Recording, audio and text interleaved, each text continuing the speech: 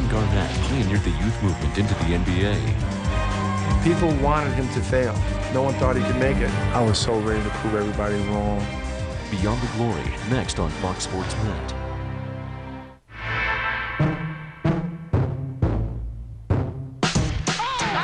They called him the Kid. He cannot stop Kevin Garnett! Pioneer of a youth movement. The professional leap of faith. What a play! If you knew Michael Jordan was going to be Michael Jordan, you'd draft him at 13. You just don't know. My God, how can you be that good and be that young and be in the pros? But what if the NBA revolution was ignited by pure chance? And I see these cats fighting. Dang, he getting beat down. I'm like, lynching? That's the South for you. Had that not happened, would he have gone straight to the NBA? Nothing nobody could have done to stop this young man. The part of me was like, they get me, they getting the animal. A straight, untamed pit bull, that's what they get. This is Kevin Garnett. Beyond the Glory. Absolutely outstanding. Unbelievable. There's a student that eat that on baseball. Do you have anything to say to your fans?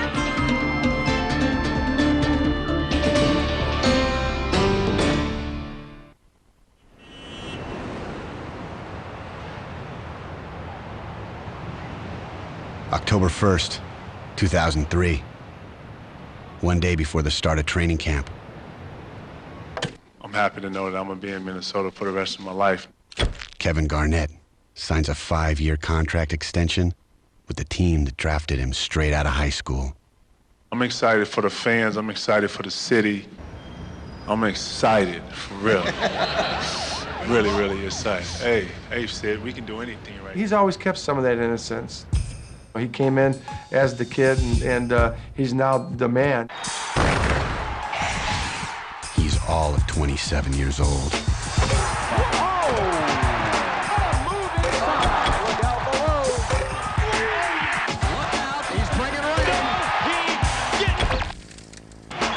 With a one-handed hammer. Oh, here comes another one. What a night for Kevin Garnett. He's in another world right now. Kevin Garnett changed the game. This past year, there were 5 high school players drafted. It all began with Kevin Garnett. He was not the first high school basketball player to turn pro. Just the first to make it look easy. My life is like a story. Y'all feel me? You know, sometimes you go through hard things, and today might be difficult. But if you hang in there and continue to work and continue to strive and don't let things set you back, even though that's easier said than done, it's, you know, the circle's gonna come back around, you know? The sun always shining, it's just sometimes there's some clouds there, you know what I'm saying?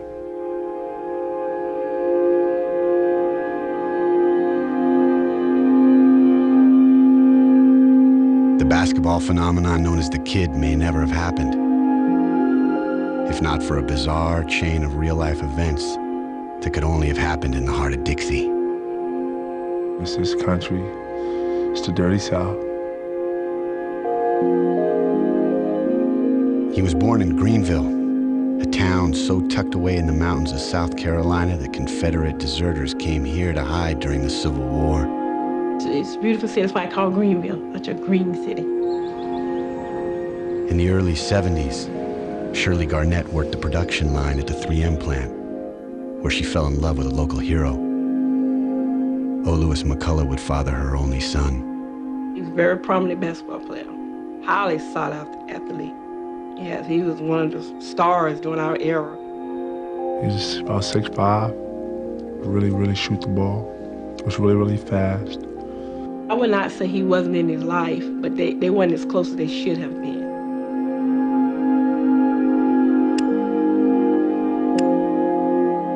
My mom never bashed him, and she never talked down on him. I always tell people this, my mom was my mom and my dad.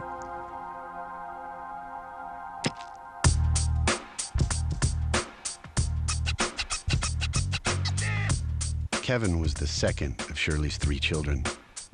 When he was 4, he met his best friend for life, Jamie Peters, nicknamed Junebug. Jamie had a Mickey Mouse watch. Did he tell you about the Mickey Mouse watch? I remember he had a Flintstone watch. It was Mickey Mouse. I remember well, it was Mickey Mouse. Mickey Mouse type calculator watch, you know? Bud left the watch with Kevin, and they have been friends ever since. By the time Kevin was 12, his mother had remarried and moved the family to the suburb of Mauldin, into Bug's neighborhood. It was a neighborhood where the blacks were just, I would say, the middle class. And there weren't many blacks in Mauldin, by the way.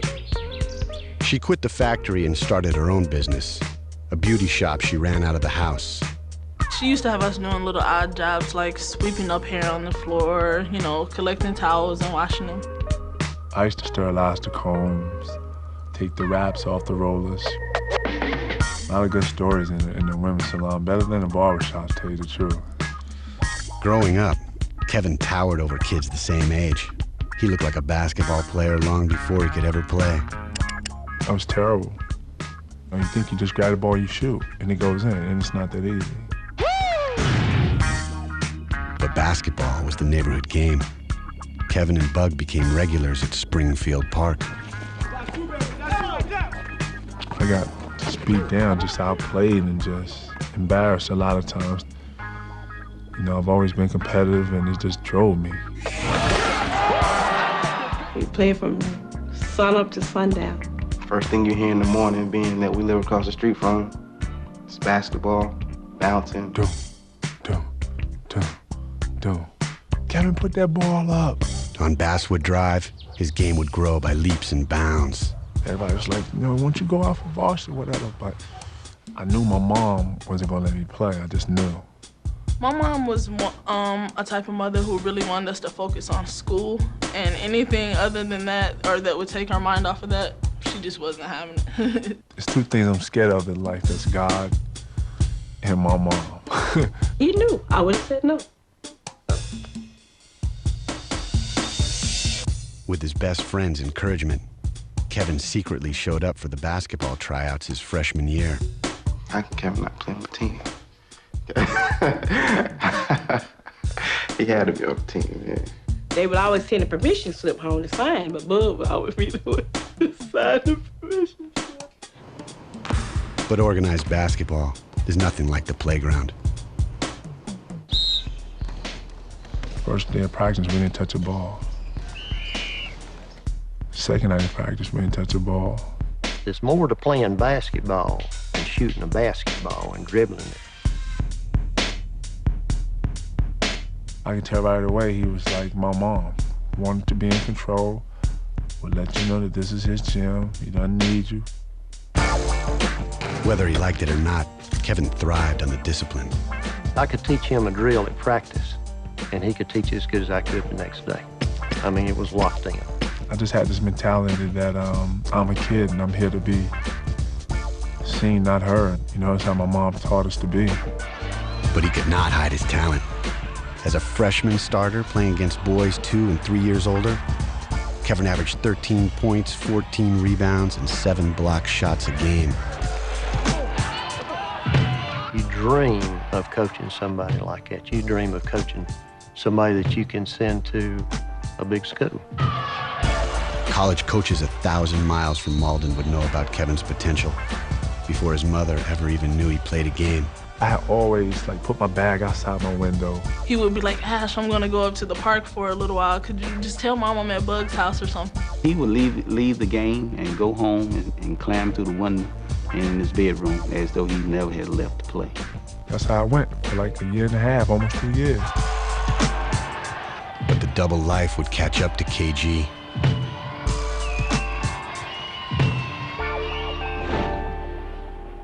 His newfound celebrity would make him a target. Kevin got pointed out. Of course, you know, the first person you're gonna see is gonna be him. Here you facing 15 to 20 years, can you imagine?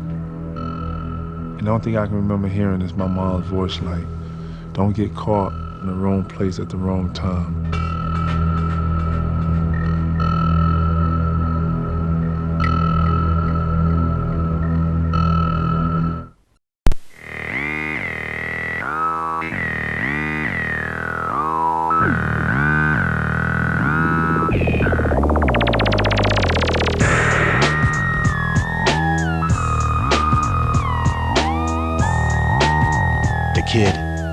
was known for his game face.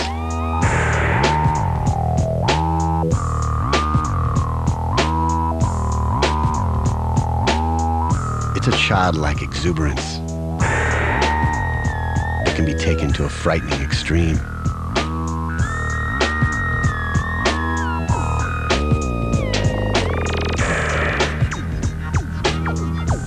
But Kevin Garnett began his basketball life as a much different player. The way I was taught, it was like, you go out and try to rip somebody's head off and throw an elbow and, you know. I wasn't taught to do it with joy, you know.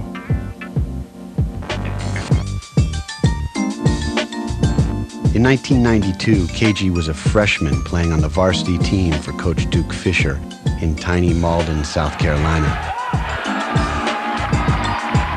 I dunked the ball, I would hit a three, and I would celebrate, and he would stop practice, and I would run while the other people practiced. So he sort of broke you down mentally, just to let you know that don't ever get bigger than the team, because without the team, you're nothing. I still use that to this day. Coach Fisher knew exactly what he had. I had played some at North Carolina, and so I called Dean Smith. I said, he's about 6'7", and he's just a freshman. And he can shoot, rebound, pass, you name it. We stood in total amazement watching this young man play. It was Bob Gibbons' job to find the best high school talent in the country. He and a colleague stumbled onto Kevin in 1993 while scouting another player from a town 20 miles away. We met with Duke Fisher. I said, I think Kevin's a junior. He said, no, he's just a 10th grader.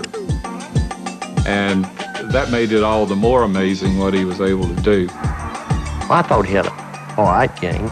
They thought he was fantastic. And they invited him to Nike camp. That was his sophomore year. In the basketball world, Kevin was about to become a household name. In his own home, his mother had no idea he was even on a team. I'm gonna tell you how I got caught. My mom was doing some young lady's hair, and she needed her hair done before the game. They told her that Kevin was playing, and she was like, no, you know, I know everything about my kids. And they was like, no, he's playing, and he's good, and this and that and the other. So I got in the car, and the first thing my mom said, go to the school. She was like, I don't understand why he wouldn't tell me, and he knows I don't want him to play basketball. It's just gonna take up too much time in practice, and you know, she was just rambling. And I walked around in the back of the gymnasium, and you just hear the noise and all the drama. You know, when you see her come in, you automatically think the game about to stop. I think Bud gave Kevin the eye that Mom was at the door. And all of a sudden, he looks up. And the people in the gym, they didn't know what was wrong because he sees me. She looked right at me. She said, your ass is mine when you get home. But in that moment, Shirley Garnett saw her only son in a brand new light. It was unbelievable to me to see him playing ball like this, dunking. I mean, dunking. I was scared to go home. I was scared to go home. I just became his biggest fan, and I was his biggest critic. Still to this day, it applies. By age 16, he was not just Shirley's son, he was Mauldin's. Kevin kind of reminded me when he was coming through Mauldin, bringing a town together, bringing a community together.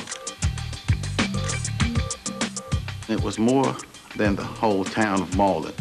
It was the whole county of Greenville, and it spread to the whole upstate, really. I mean, he was known by everyone. Kevin was a complete unknown in Indianapolis that summer. He accepted Bob Gibbons' offer to attend the Nike All-American camp. Kevin walks in, and I start laughing. I said, hold up, man. How you gonna give me this cat, man? He's like 6'10" and super skinny. And I grabbed his forearm and said, what's this? From Mauldin, South Carolina. As a first-year coach at the camp, William Wolf Nelson was given a low-profile team to compete in the week-long tournament. It was the year Allen Iverson came after he had been charged with assault back in his hometown of Hampton, Virginia. And that was the first time that a camp all-star game was nationally televised. He has the reputation of perhaps being Iverson the best had a player reputation. Garnett made one in a matter of days. Garnett, who delivers to tie the contest. Kevin dunks on somebody, and I called him to the sideline. I said, Kevin, come here. Come over here. Kevin runs over there. You know, like, did I do something wrong? I said, what was that? That was a sissy dunk. The next time you dunk it, you want to dunk it a little bit harder, man. I mean, I need some excitement. I need some emotion. And with that, the kid was unleashed. Oh, man! Samaki Walker finds Garnett. Look by Walker. Go a little slip screen off on the inside, and again, another dunk, and this time Kevin Garnett buries it. He was the best player of the best of the best. He became an overnight national figure. And he came back home. It was like just a different kid as far as basketball goes, man. It was like, it was different. I'm in books and Streets and Smith and honorable mention and whatever. It got to the point where he got so much mail when he was a junior that they'd send it to me. And I thought, golly, this is great. I've never gotten this much mail in my life. Recruiters were relentless. I changed telephone numbers every time, but they still would get it. One guy called me one night. I'm not gonna call his name. He was a big coach. He said, "Man, it doesn't matter. It doesn't matter. It's changing your phone number. We have sources." After his junior season in 1994, Kevin was named South Carolina's Mr. Basketball, the first time an underclassman had ever won the award. His future seemed as rock solid as the granite surrounding Greenville. Kevin wanted to attend college. That was his dream. He wanted to attend school.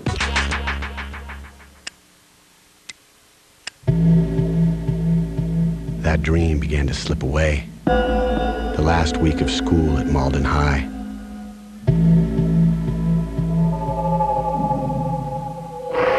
I see these cats fighting, so it's bugging myself. Dang, he getting beat down. It's like a blur now. Because everything started happening so fast after that.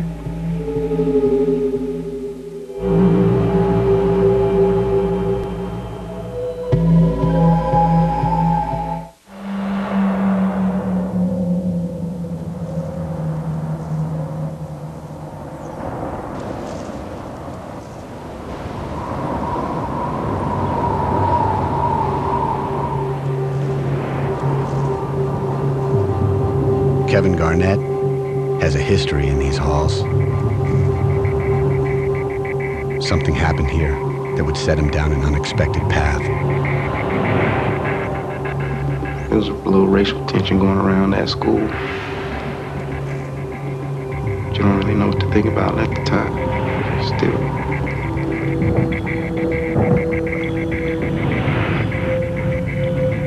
A small southern town with a big-time basketball prospect. Mauldin, South Carolina would implode in the spring of 1994. It was last day of school for seniors. In the school, you get like a 15-minute break. So usually when the break comes, you know, you get to go downstairs, get you like a little snack or something. You know, look at the chicks. Holler at your boys, y'all down there cracking jokes for about 10 minutes, whatever. So on this certain day, you know, seniors got this thing where at the end of the year, you know, they're seniors, they about to graduate. You know, whoever they got problems with, you know, they go find this person and, you know, they get it on. One kid who got roughed up was white.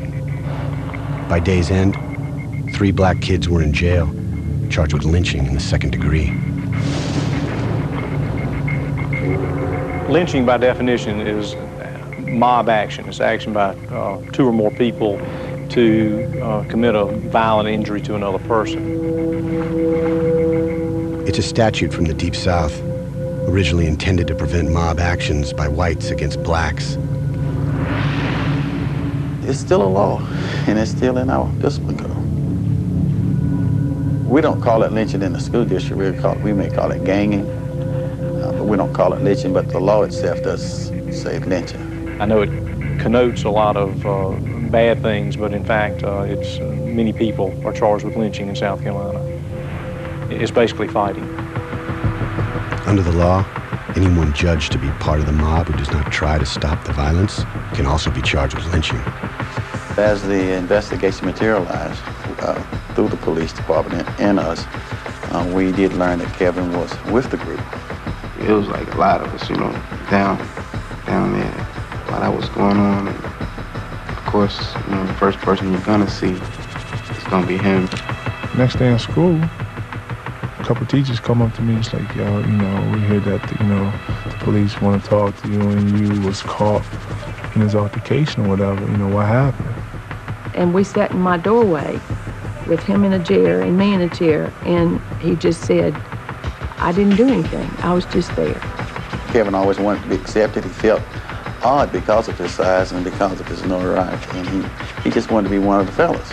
Here's a guy 6'11" who stands very popular in school, who stands out. He's the star basketball player.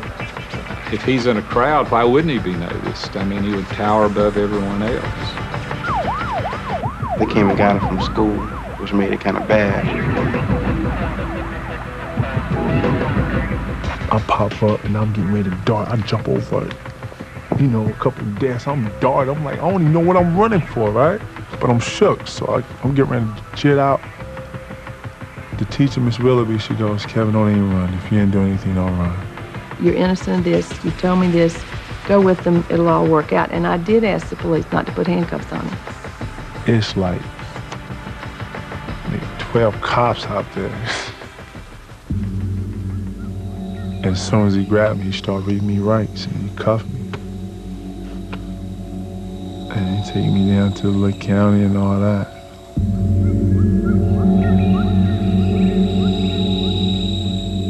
Everything else is like a blur. I went down to the Mauldin police office, and there sat Kevin, crying. I never have seen him look like that. Just a look on his face, and I'm like, what in the world is happening? The reigning Mr. Basketball had been charged with lynching in the 2nd degree. Kevin and 5 others faced the possibility of 20 years behind bars. I know he would never harm a fly, like Kevin. And to go down to the police station and hear you facing 15 to 20 years, can you imagine? Well, it was hard to believe. I thought, it was just something that would go away after a day or so, but they stayed out. And then, it got worse as far as him not being able to play basketball from Mauldin and all this stuff. He'd been expelled from school. His senior year of eligibility was now in question. My mom was like, you can't, they had obviously kicked me out of school, expelled me from school. And so it's like, I'm getting you out of South Carolina.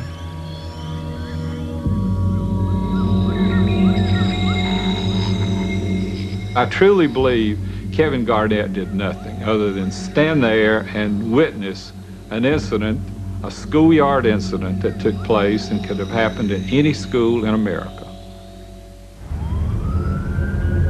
The shock of the charge reverberated all the way to Chicago, site of the 1994 Nike summer camp. They said, Kevin's not coming back. He's not coming to camp this year. I'm like, what do you mean Kevin's not coming to camp? Nike was kind of hesitant because of the Allen Iverson situation the year before that. Allen got in trouble. They brought him to camp, and the media, they sort of crucified him. How could you? You putting basketball over these kids and this, that, and the other. So I said, well, Kevin has a situation out there where he got involved in the fight. And I started laughing because Kevin, that's not Kevin. My reaction was, if Kevin Garnett doesn't come to the camp, I'm not staying at the camp. I've got all the rosters, the schedules. I'm getting on the plane and going back to Charlotte. So we better talk about this. Nike relented. Kevin was reunited with Coach Wolf Nelson. How you doing? Can I get him? When he got there, you could tell it was like, I'm ready to roll, man. I'm here, I'm ready to do my thing, and he did his thing. He did his thing. Kevin solidified his title as the best high school prospect in the country.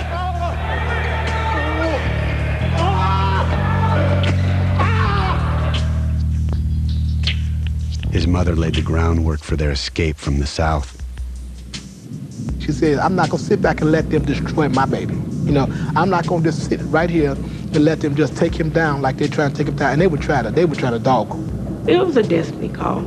It was a wake-up call. That's all I can say, and I see it no other way. Back in South Carolina, Kevin applied for a program called Pretrial Intervention. Pretrial intervention is a program, a diversion program for basically first-time youthful offenders. With the consent of the authorities and the victim of the crime, Kevin was given a chance to clear his name through community service. If they complete the program, pass all drug tests, don't get into trouble again, do all their public service, then instead of a diploma, they get an expungement order. In other words, they never have to go to court and their arrest record is expunged. That fall, he left the South for good. Shirley left behind a husband and a business and moved her son and youngest daughter to Chicago. I was just so depressed, man. Just totally depressed. You know, I just felt like it was my fault that everything was going down the drain, so to speak. I really, truly don't believe that we knew what we had when we had Kevin Garnett here at Mauldin. You know, maybe it was a blessing in disguise, though, because he probably wouldn't have went pro the way he did if he had stayed at Mauldin. So. Had that not happened, would he have gone to Chicago? Would he have gone straight to the NBA? We'll never know.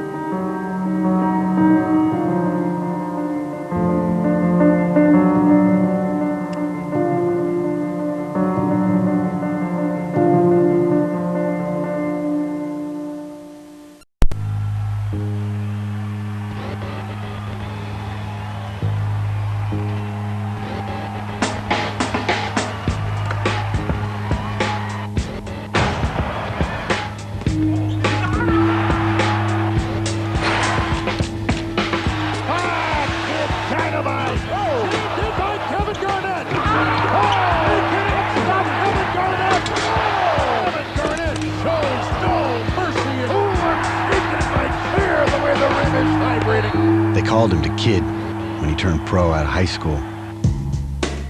Some sports writers claimed it was a mistake. He'd never make it. He was too young, too immature. All those people that were saying that couldn't even get through not even half of what I've been through. That was my edge. I was like, it can't be no harder than Chicago. It can't be this hard. Now, he asked me to come with him to see. That's how he did it, you know. You want to come to Chicago with me? Yeah. They were 18, country boys who felt betrayed by their little hometown. Chicago is like nothing I've seen in my life. You know, it's rough. I remember calling Taylor Bell with the Chicago Sun-Times and telling him, you're getting the best high school player in the country.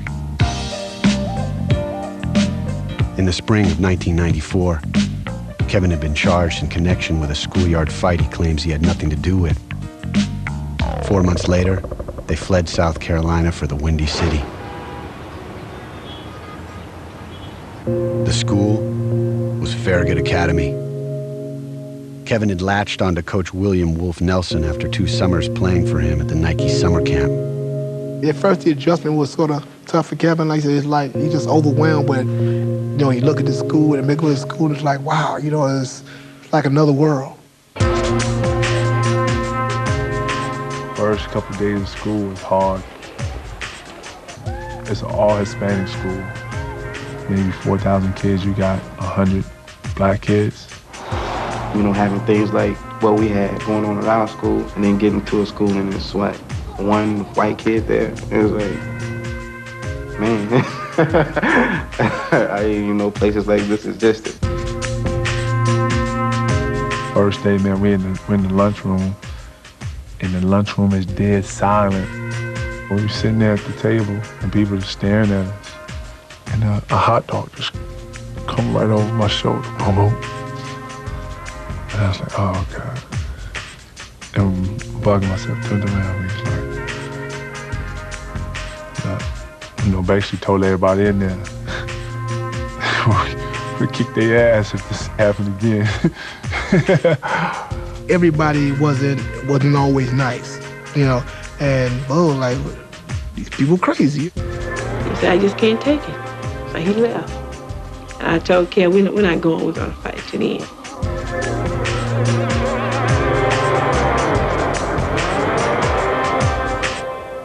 He had the basketball team, you know, they were like a cohesive group, you know. He had those guys.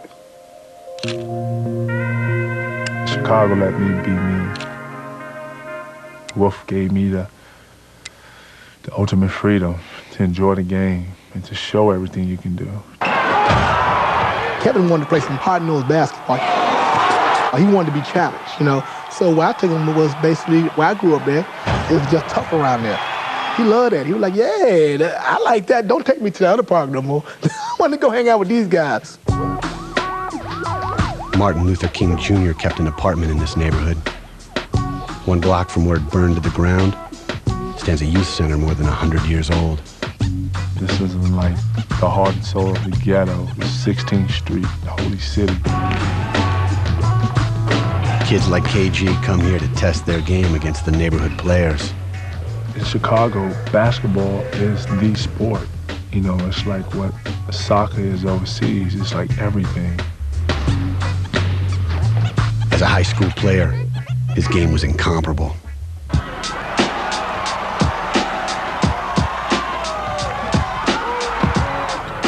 But his future would be determined by how he scored in the classroom. I'm going to college. I'm not going to skip. You know, it's no later or nothing.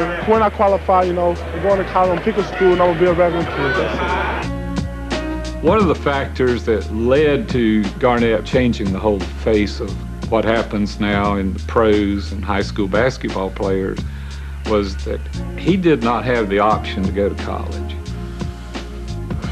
I was having difficulties passing the SAT. To be eligible for a major college scholarship, student athletes must reach a minimum score on one of the standardized college entrance exams. Every time he take it, he would keep getting the same damn score, and I kept looking like.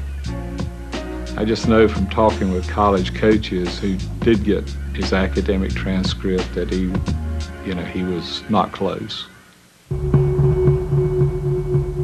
The dramatic turn their lives were taking did not help.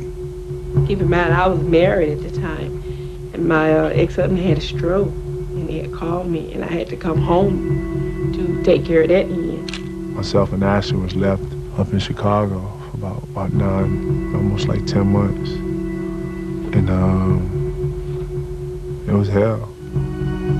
They lived in a 1-bedroom apartment on the south side of Chicago, the same building as Coach Nelson.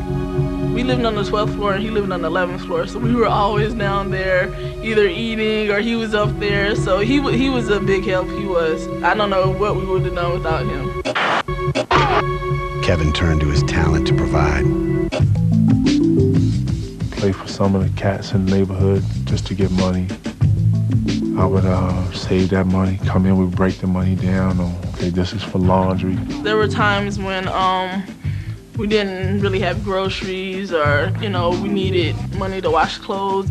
I was doing every little thing I had to do to get through it and grind, and I knew I was weighing down on my mom. And, you know, it don't matter if I get 30 jobs or if I play for whoever, I gotta do something, you know? The best high school player in America faced the prospect of junior college, or no college at all. In Chicago, his game had flourished at the expense of everything else. With his mother gone, his money running short and his time running out, Kevin Garnett boldly defied basketball tradition. May 10th, I declare myself eligible for the NBA draft. I have not yet received my SAT score and expect to receive them in the next 2 or 3 weeks. Some sports writers contended Kevin had been influenced into an irrevocable mistake. People ask me, how can I allow him to make that move? And he orchestrated the whole thing, and I just sat back and said, y'all just don't know how smart that guy is. That guy, it's almost like he said, this is where I want to be, and this is how I want to do it, and he made it happen. He scheduled a workout for NBA executives a few weeks before draft day. We ended up in the lottery getting the 5th pick. We were going to tell everybody that we were going to take this high school kid with the idea that somebody else in front of us would get kind of excited and say, hey, maybe they see something that we don't. Somebody else would take him, and we'd be left with one of those other 4 players. About 10 minutes into the workout, I turned to Kevin McHale and I said, hey, we better hope this kid's there at number 5. Kevin says, on draft day, he was standing at the crossroads of his life. Phone rang. It was Wolf, my coach. In fact, he's like, I was cleaning my office, man, I found these scores in here. Like, what? What scores? Like, the SAT score. I was like, word. He's like, yeah, man, you passed, man. I was like, oh, word.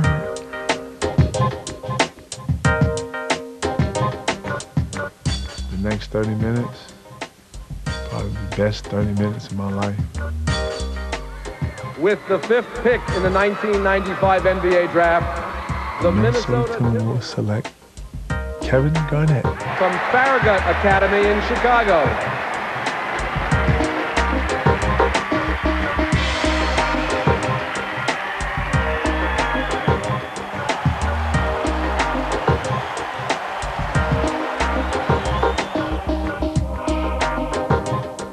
Kevin Garnett changed the game. Kevin was the one that kind of led the way. But an invitation to join the club doesn't mean that you belong.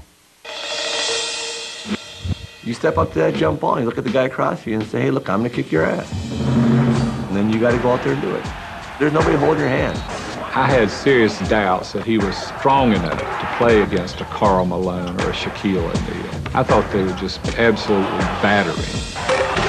Times that I think I was going to make it. I'm going to make this. Just if I got to die here today, I'm going to make this.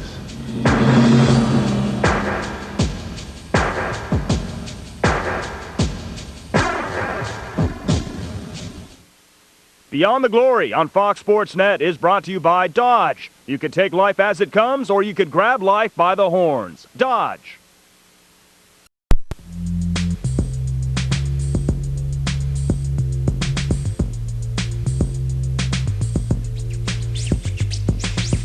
Some of the most celebrated players in the NBA today began their pro careers before they could even order a drink.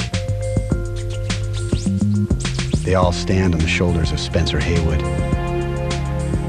In a case argued before the Supreme Court in 1971, Haywood won the right for undergraduates to earn a living in the NBA.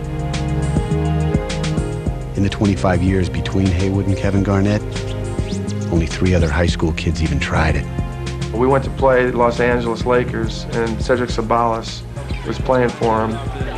Sabalas was matched up on KG, and he went right around him and scored. Turns and faces, dribble drive, beats Garnett. Underneath, slam dunk, basket count, foul. And he turned back to him, he says, you know, this isn't high school.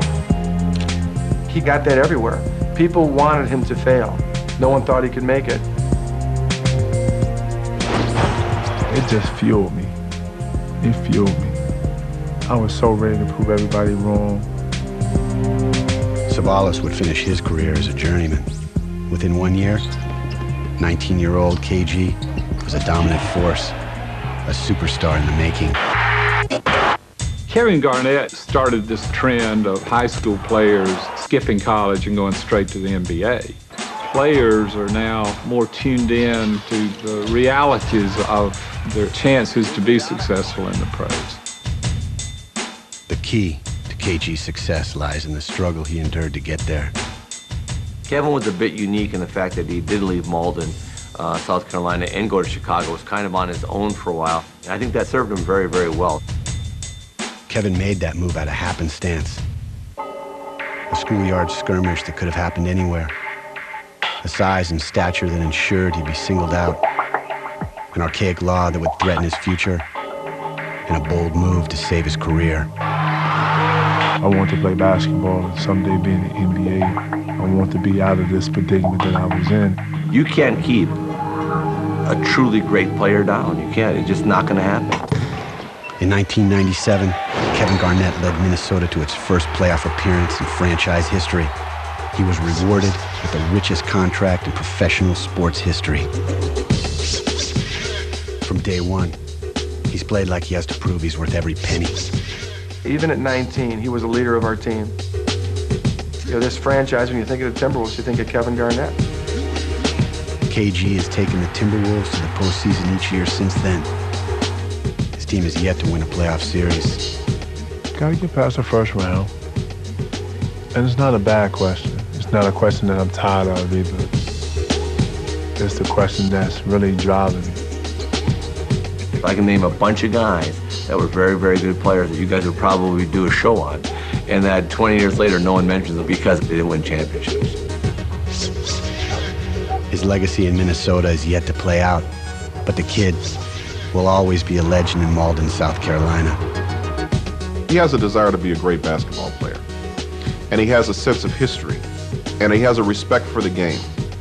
Those same things that make him a great basketball player also make him a great person, because he has a sense of community about him, and he wants to be a good citizen. You know, I always tell young kids who are thinking about coming to the NBA, it is difficult, and you got to maintain and sort of manage yourself.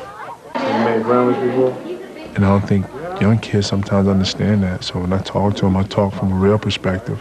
Put it on the bottom or top? On the bottom, right? Not just basketball, because that would probably be the easiest, you know? Life is a whole nother game.